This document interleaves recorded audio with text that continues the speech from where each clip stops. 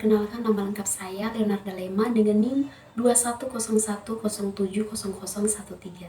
Saya dari kelas A semester 5. Di sini saya akan menyampaikan analisis sebuah kasus dengan pendekatan kriminologi dan teori kriminologi serta upaya pencegahan dari penindak dan penindakan agar kasus tersebut tidak terjadi lagi.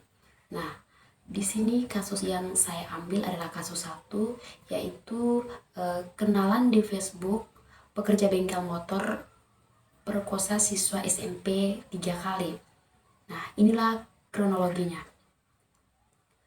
ASM alias A berumur 24 tahun, pria yang sehari-hari bekerja di bengkel motor, memperkosa seorang siswi SMP di Manggarai, Nusa Tenggara Timur. Korban ini berinisial MAB alias V, di mana umurnya 15 tahun, diperkosa sudah sebanyak 3 kali. Pemerkosa itu berawal dari perkenalan ASM dan MAB ini melalui Facebook pada tahun 2021. Kemudian keduanya berpacaran. Nah, pelaku adalah seorang pemuda yang berasal dari Sumba yang bekerja di salah satu bengkel kendaraan bermotor yang ada di Kota Borong. Nah, adapun korban merupakan seorang pelajar pada salah satu SMP di Manggarai, Kabupaten Manggarai Timur. Nah, setelah sekian lama berpacaran, pelaku ini menyetubuhi korban dengan memaksa dan mengancam akan memukul korban apabila dia memberitahukan kejadian tersebut kepada orang lain. Dan juga ASN ini memperkosa MAB ini sebanyak 3 kali di tempat yang berbeda. Hal tersebut diperkuat dengan hasil visum yang dilakukan oleh pihak medis yang menyatakan bahwa korban ini mengalami tanda medis akibat persetubuhan tersebut.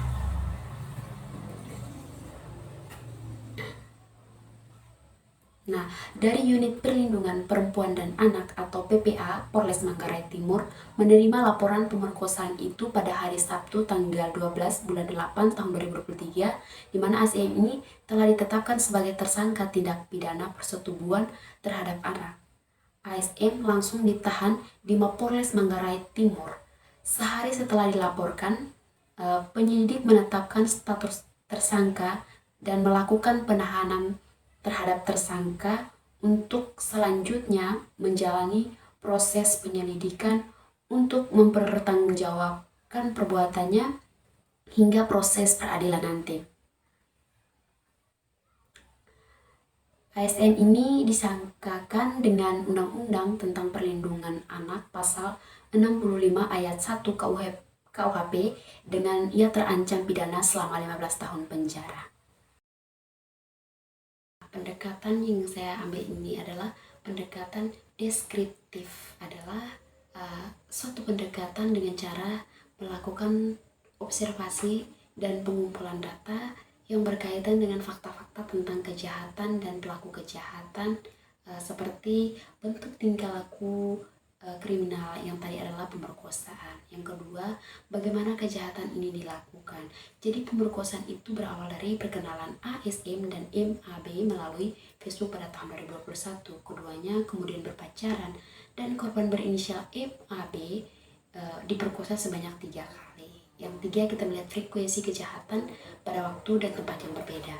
Jadi setelah sekian lama berpacaran, pelaku ini menyetubuhi korban dan memaksa dan mengancam akan memukul korban apabila memberitahukan kepada orang lain.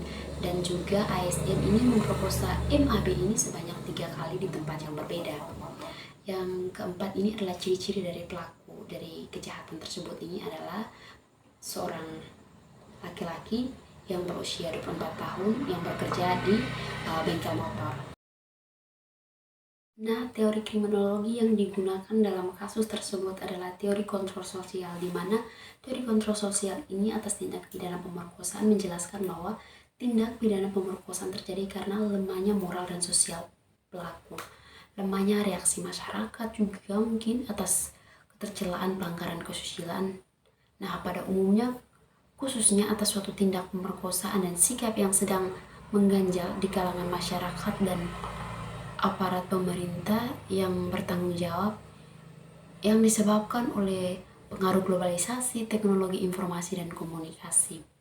Jadi kontrol sosial ini sangat dibutuhkan dalam membantu remaja untuk mencari identitas dirinya. Nah, peran kontrol sosial ini di baik pemerintah setempat, masyarakat, selain masyarakat sekitar dari remaja, guru yang menjadi pengajar remaja, juga peran kontrol sosial yang diberikan oleh orang tua. Nah, jika kemudian kita melihat realita kembali bahwa masyarakat sekarang ini bukanlah masyarakat yang efektif untuk melakukan kontrol sosial di seluruh kenakalan-kenakalan remaja. Justru dari masyarakat muncul titik-titik untuk melakukan lebih jauh kenakalan remaja tersebut.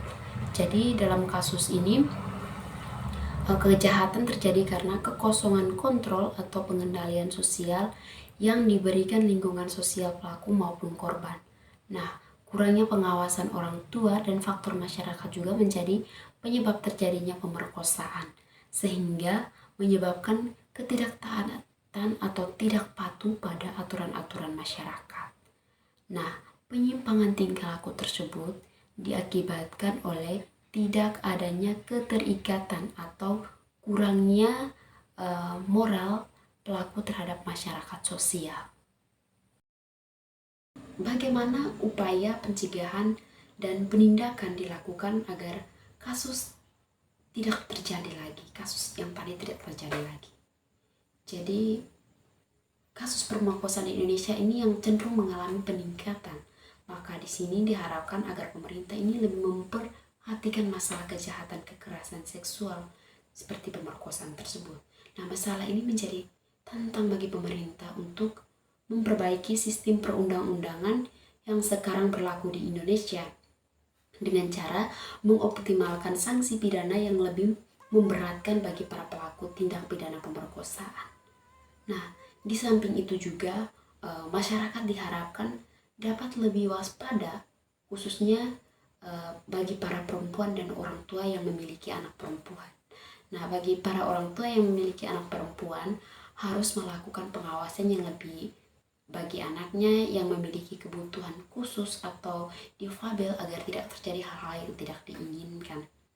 Nah, sedangkan untuk masyarakat, jika melihat kejadian yang tidak sewajarnya, segeralah melapor ke pihak yang berwajib agar dapat segera ditangani. Karena untuk memaksimalkan upaya keunggulan pemerkosaan ini memerlukan bantuan dari semua pihak, baik dari pihak masyarakat, dari keluarga maupun dari penegakan hukum. Nah, di samping ini juga masyarakat diharapkan lebih meningkatkan kewaspadaan terhadap perkembangan zaman dan teknologi. Nah, selain itu pendidikan moral dan agama juga tetap menjadi prioritas dengan memegang teguh nilai Pancasila. Untuk memaksimalkan upaya penanggulan, diharapkan partisipasi masyarakat dan konsisten dari aparat penegak hukum. Nah, di sini juga pihak kepolisian dan instansi terkait seperti P2 TP2, Dinas Sosial dan Komisi Nasional Perlindungan Anak agar lebih meningkatkan upaya-upaya yang dilakukan baik itu secara preventif maupun secara represif. Nah, salah satu contoh upaya preventif itu misalnya pihak kepolisian itu lebih banyak melakukan patroli di lingkungan masyarakat serta kerjasama yang dijalin antara instansi tersebut di atas bersama dengan masyarakat untuk menekankan angka kekerasan seksual pada anak. Mungkin itu saja analisis kasus yang berkaitan dengan pendekatan dengan teori kriminologi serta upaya penanganan atau penindakan pencegahan tersebut. Jadi sekian video saya, sekian dan terima kasih.